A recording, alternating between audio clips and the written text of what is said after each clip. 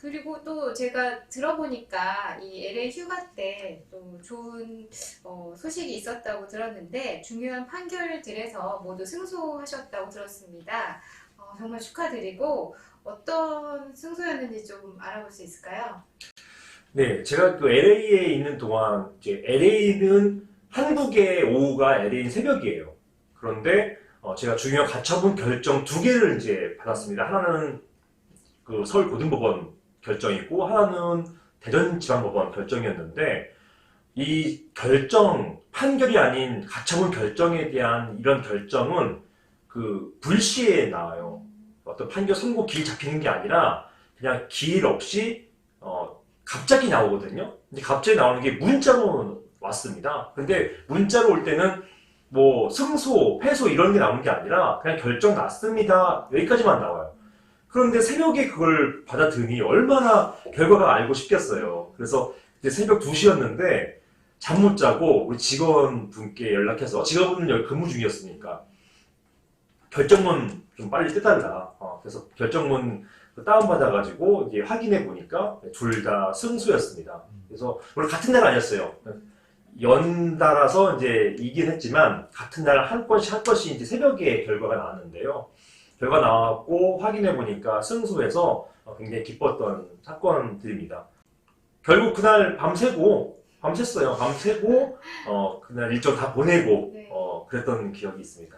그래도 피곤하지 않고 되게 행복했던 기억이 그러셨을 있어요. 것 같아요. 네, 너무 좋으셨을 것 같습니다. 그럼 구체적으로 좀 어떤 사건인지도 소개해 주실 수 있으실까요? 네, 이 두 가지 사건 중에 한 건은 우리 지금 다루고 있는 상가 재건축 사건이에요. 혹시 7월 달에 그런 얘기 말씀드린 적 있어요? 그 지분은 98% 정도 했는데 네네네. 제가 너무 궁금해요. 네, 인원수는 거의 한 20% 정도밖에 안 된 경우 네. 결국 재분양했다.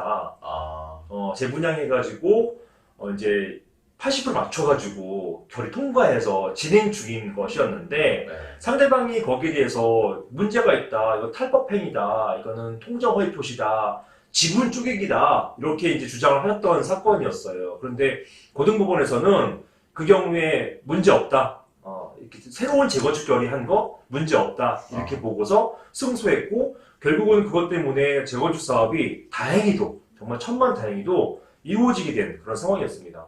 그 2% 지분 2% 때문에 98% 매집하려고 또 엄청 투자를 하셨던 분이잖아요. 그죠. 이게 안 되는 게 너무 이제 안타까웠지만 게다가 또 이거 그분께 매각을 한 그런 매도한 그런 구분 수자들은 재건축의 의사가 있었던 분들이에요. 그러니까 재건축을 하되 나는 현금 청산 받겠다라는 취지로 팔고 나오신 분들이지 재건축을 안 하겠다는 게 아니었거든요. 그래서 원래의 의사는 원래 여기에 계셨던 구분 수자가 총 이제 30분이 넘는 분들이었는데 그분들의 의사는 원칙적으로 재건축하고자 하는 의사였습니다.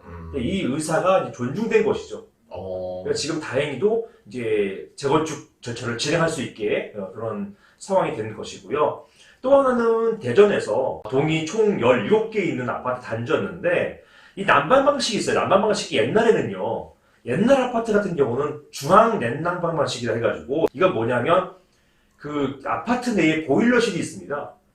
그래서 수돗물이 들어와서 이 아파트에서 끓이는 거예요.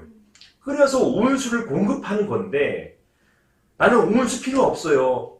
나는 그 찬물, 나 겨울에도 찬물 필요해요. 나 가을에도 나는 온수 필요 없어요. 이런 분들도 어쨌든 다 데워서 내보낸 거기 때문에 온수를 사용하든 사용하지 않든 난방비는 똑같이 내야 되는 이런 구조예요. 그러니까 불만들이 있는 거죠. 나 온수 안 쓰는데 거기에 따라서 금에도 불구하고 비용은 똑같이 나오는 거 이런 거에 대한 불만들이 있고 그 다음에 요즘 아파트에서 중앙 난방 방식은 없습니다. 개별 난방 또는 지역 난방 방식이잖아요. 이런 개별 또는 지역 난방 방식이 대부분인데 이런 방식은 데워져 있거나 아니면은 물이 나와서 개별적으로 가가호에서 데우는 것이죠.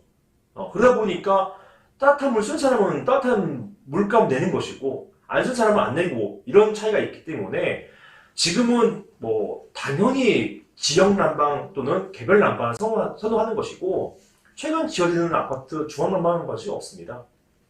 그러다 보니까 이 아파트도 노후화됐고 하니까 우리 중앙난방 방식을 이제 지역 난방 방식으로 변경하자. 이렇게 의견이 모아졌어요. 이게 구분 수재도 좋아하고 그 다음에 여기 있는 입주자들 다 좋아하는 내용이었습니다. 그래서 이런 경우에 어떻게 바꾸냐? 단지 이 아파트의 아파트 규약 가지고는 이걸 할 수 있는 게 아니라 관련된 판결이 있어요. 판례가 이런 경우에 집합금융법상의 공용부분 변경 절차를 밟으라고 해놨어요. 이게 뭐냐면 관련 집회를 개최해가지고 고용부분을 변경하는 그런 집회 결의를 해야 되는 거거든요. 그래서 여기는 아파트가 아파트가 준공된 지 한 30년이 넘었는데, 아파트는 보통 관리단을 별도 만들진 않거든요. 그런데 결국 관리단 집회를 해야 되는 상황이었어요. 그래서 17개 동을 각각 관리단 집회를 다 했던 것입니다. 물론 한 날에 모여서 다 했고, 제가 요거 자문을 했어요. 그 4월 달에 대전 내려가가지고, 한 날에 1동부터 총 17개동까지 한 날에 다 했습니다.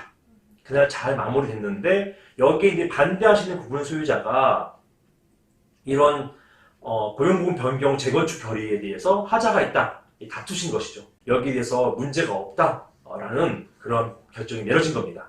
만약에 여기서 문제가 있다라고 하면은 지금 공사하는 거 중단해야 되거든요. 근데 지금 이미 아까 중앙난방을 위한 그런 보일러 시설 다 떼어놨어요.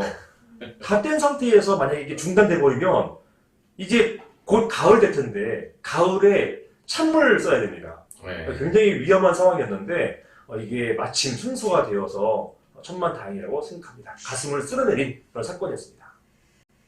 와, 네, 두 사건 다 정말로 쉽지 않았던 사건 같은데 이렇게 또 변호사님이 정말 철저하게 준비하시고 또 노력하셔서 또 잘 진행된 것 같아서 너무나 기쁜 소식이 아닌가 생각이 듭니다.